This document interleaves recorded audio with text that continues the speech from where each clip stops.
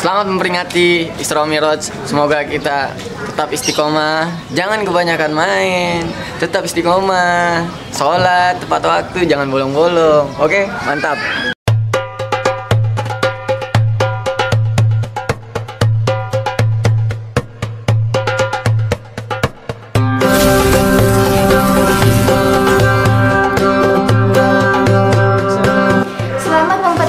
Isra Mi'raj, semoga iman dan Islam kita semakin dikuatkan oleh Allah Subhanahu wa Ta'ala.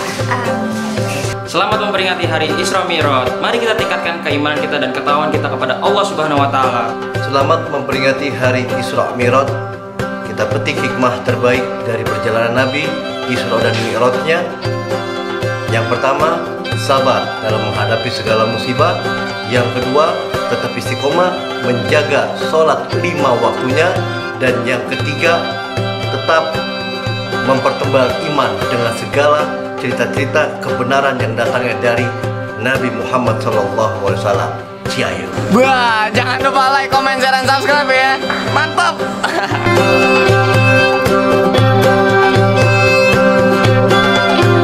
Assalamualaikum warahmatullahi wabarakatuh. Untuk berpartisipasi mendapatkan amal jariah, jangan di skip ya iklannya. Bener banget. Kembali lagi di konten ngopi-ngopi, Ngobrolin perkara iman, ngobrolnya di pinggir kali. Oke, kali ini kita akan ngebahas tentang apa? Tentang Isra Mi'raj. Yoi. Jadi langsung saja kita ke videonya.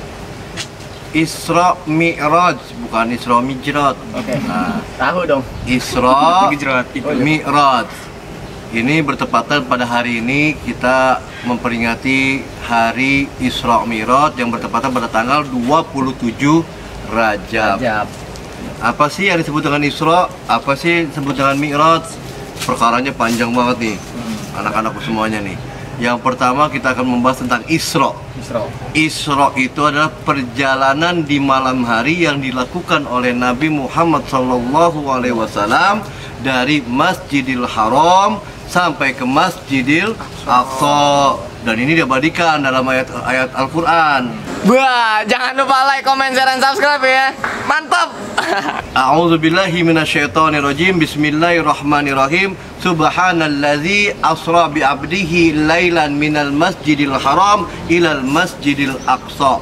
Jadi Allah mengisrakan hambanya yang terpilih, yaitu Nabi Muhammad SAW, dari Masjidil Haram ke Masjidil Aqsa. Sedangkan Mi'raj ini lebih kita kenal perjalanan Nabi dari Masjidil Aqsa menuju Sidratul Muntaha. Untuk berpartisipasi mendapatkan amal jariah, jangan di skip ya iklannya. Bener banget.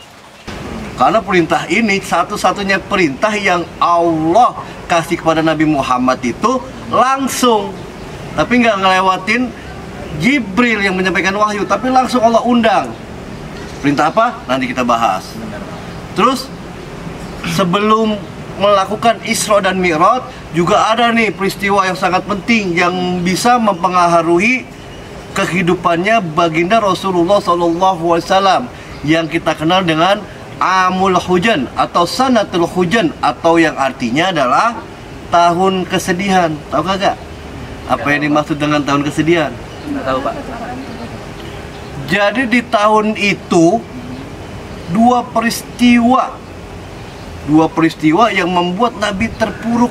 Bukan terpuruk sih, Nabi nggak terlalu terpuruk, dia merasa Allah ada nggak pernah terpuruk, tapi merasa sedih lah. Sedihnya tuh bener-bener sedih karena yang pertama, Siti Khadijah, istri tercintanya baginda Rasulullah SAW, wafat pada usia 60 tahun. Di bulan itu tuh, di bulan Rajab. Dan yang kedua, di tahun itu orang yang sangat melindungi Nabi, orang yang sangat peduli dengan Nabi, bahkan ada riwayat nih, kalau lagi makan di rumahnya nih, anaknya udah datang. Siapa anaknya? Ali bin Abi Thalib udah ngumpul. Beliau udah ada, istri beliau udah ada, tapi Nabi Muhammad belum ada nih, kagak jadi makan. Ditungguin sampai Nabi Muhammad ada dan baru makan bersama. Kira-kira siapa? Tadi udah sebut tuh anaknya Ali bin Abi Thalib. Berarti bapaknya siapa? Coba. Pamannya Nabi, Abu Thalib. Itu orang yang sangat sayang, itu orang yang sangat peduli kepada Nabi Muhammad dan juga perjuangannya Nabi Muhammad dalam menyebarkan Islam. Sampai orang-orang Quraisy yang berani nyolek Nabi Muhammad ketika Abu Thalib hidup akan berhadapan dengan Abu Thalib. Benar-benar melindungi. Dan meninggal juga di tahun itu. Bayangin, dua peristiwa yang tidak disangka-sangka, yaitu kematian. Siapa sih yang nyangka kematian? Nggak ada yang bisa nyangka kematian. Datangnya tiba-tiba. Tapi kedatangan ajal itu bagi Nabi Muhammad itu luar biasa. Orang yang dua orang yang sangat dihormati, dua orang yang sangat dicintai meninggal di tahun itu berbarengan. Pertama Siti Khadijah di usia 60 tahun, udah sedih dong, ditinggalin bini. Gimana sih? Ya ente belum ngerasain punya bini punya suami. Kalau belum ngerasain punya bini suami meninggal, oh sedih. Ditambah lagi orang yang sangat melindungi beliau, orang yang sangat menyayangi beliau meninggal juga, sedih. Jadi Allah menginginkan Nabi Muhammad itu apa ya, kasarnya nih, walaupun nggak kasar tapi kasarnya nih, saya nggak bisa Walaupun nggak kasar, Agak makin sulit saya jelasin iya, sulit. Tapi ini kata-kata bisa saya ambil. Mengajak tamasya. Nabi Muhammad SAW dihibur oleh Allah. Maka di malam itu, di malam 27 Rajab, beriringan dengan datangnya nih wahyu, di mana wahyu ini, perintah ini tidak Jibril yang menyampaikan tapi diundang langsung Rasulullah. Di malam itu Asra biabdihi, dilakukan perjalanan Isra. Perjalanannya dari Masjidil Haram ke Masjidil Aqsa. Untuk berpartisipasi menebarkan amal jariah, jangan di skip ya iklannya. Benar banget. Allazi barokna haulahu, dan Allah memberkati daerah-daerah sekitar yang dilalui oleh Nabi ketika melakukan perjalanan Isra dari Masjidil Haram menuju Masjidil Aqsa. Tahu nggak dengan apa Nabi berangkat? Buruk. Nah, ini kan ada pembahasan lagi nih yang lebih ini lagi. Ada yang mau bertanya nggak apa itu buruk? Buruk kendaraan Nabi. Itu makhluk Allah, sudah ada makhluk Allah. Ya kalau kita melakukan pendekatan mitologis, ini bisa kita bahas. Coba. Karena kalau mitologi sejarah, nggak ada nih sejarahnya atau turunannya dari buruk. Karena ada yang menganggap dia itu setengah manusia, setengah burung. Ada nggak kita temuin di dunia hewan badannya manusia, ini burung.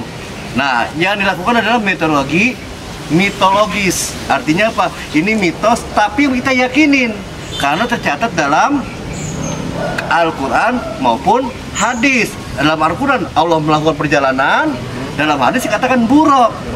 Penjelasannya seperti itu. Jadi inilah yang pentingnya iman. Nggak semuanya perkara iman itu bisa dilogikakan, tapi logika harus mampu dikalahkan oleh iman. Paham? Paham? Buruk jadi itu kendaraan yang makhluk Allah juga, yang jalannya begitu cepat. Bahkan ke Sidratul Muntaha hanya dilakukan 2/3 malam. Mungkin berapa jam tuh hitungannya tadi? Malam dimulai jam 12 sampai jam 6. Kalau 2/3-nya sampai jam 4. Untuk berpartisipasi menebarkan amal jariah, jangan di skip ya iklannya. Benar banget. Kayak seperti kuda, unta, itu kira-kira Perjalanan dari Masjidil Haram itu di kota Mekah, Masjidil Aqsa itu di Palestina, itu bisa ditempuh oleh kuda kurang lebih nih. Itu pun kalau berjalan terus kurang lebih 3 bulanan. naik kuda 3 bulan. Insya Allah. Lebih kencang kuda apa onta? Kuda 3 bulan. Kalau pakai onta 6 bulan. nggak tahu dah, walau bisa hitung dewek aja dah. Jauh dari Palestina menuju Mekah. Tapi dari Mekah ke Palestina, dari Palestina ke Sidratul Muntaha dan turun kembali ke Mekah 2/3 malam doang, memakai makhluk Allah namanya buruk tadi.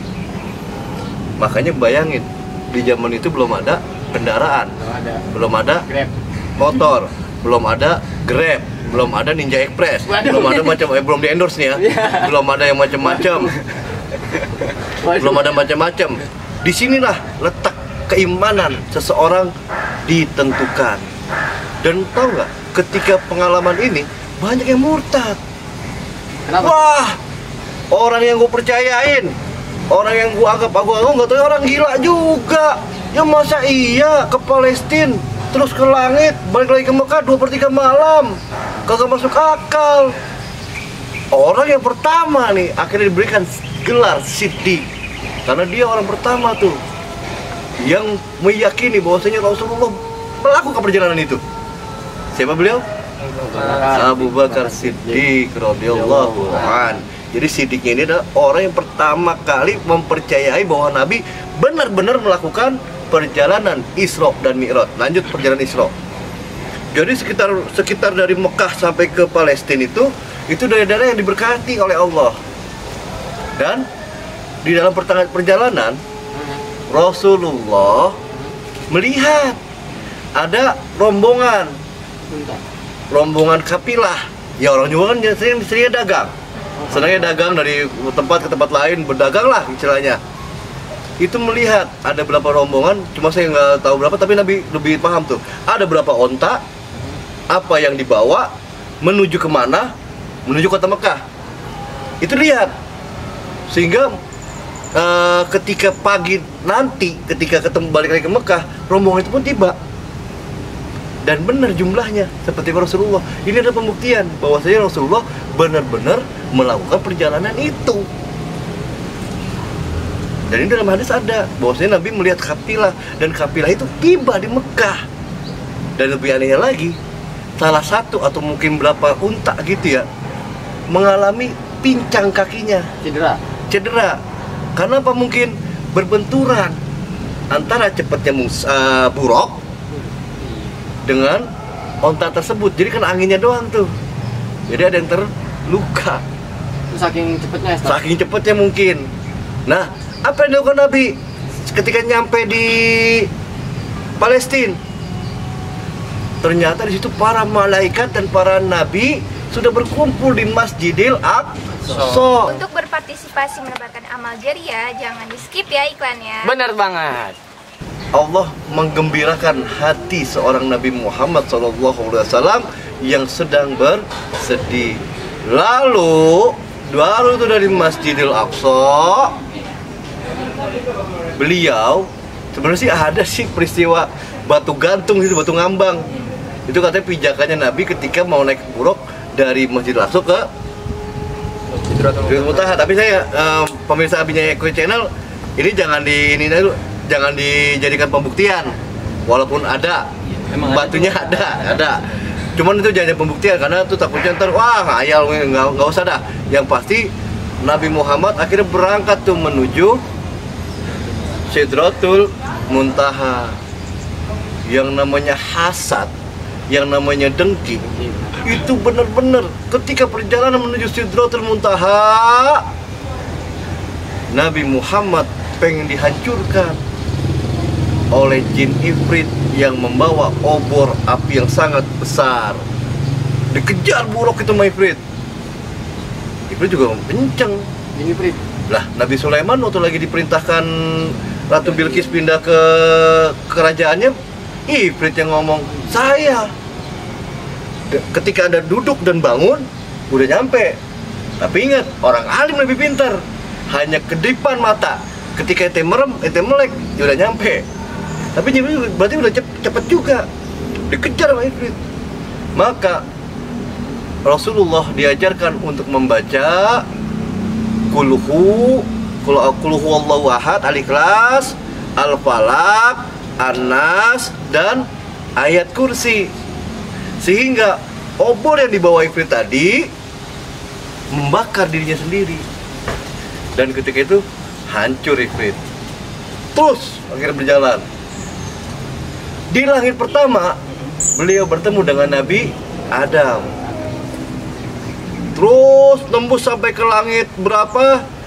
Akhirnya Nabi bertemu dengan Nabi Adam, Nabi Musa, Nabi Isa, dan Nabi Ibrahim. Untuk berpartisipasi mendapatkan amal jariah, jangan di skip ya iklannya. Bener banget. Akhirnya dari 7 langit tadi, setiap langit Rasulullah SAW bertemu dengan para nabi. Dan di langit ke-7 bertemu dengan Nabi Ibrahim.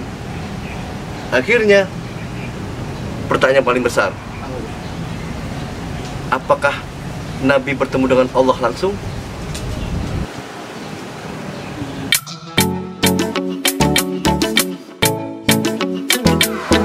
Terima kasih telah menonton video kami. Jangan lupa like, Komen, share, dan subscribe. Jangan lupa nonton video kita.